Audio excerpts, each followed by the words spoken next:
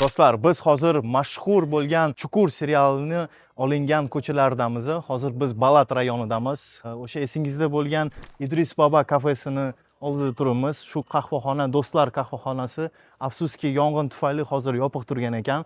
Bu tarafimda esa Muhiddin abining sartaroshxonasi joylashgan. Hozir mana shu joyda turibmiz. Esingizda bo'lsa, ushbu devorda katta-katta bayroqlar osib qo'yishgan devorimiz ham turibdi. Bundan tashqari biz ko'rib turibmizki, shu Vartalu balkoni va stoyankasi o'sha ko'chada joylashgan. Hozir biz shu yerda yuribmiz. Istanbulga kelib, mana shu kriminalniy rayon, Balat rayoniga kelib, bemalol video qilsangiz keladi.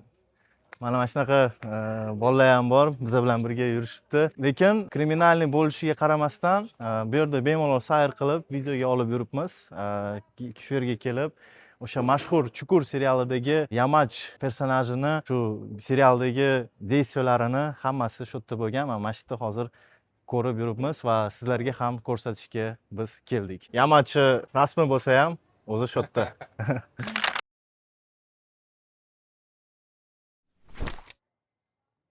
Hozir yosh yamachlar bilan rasmga ham tushib oldik.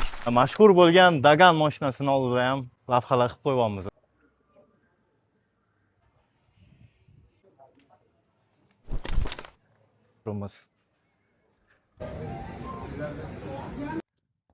Gol! Kichkina yamachlar.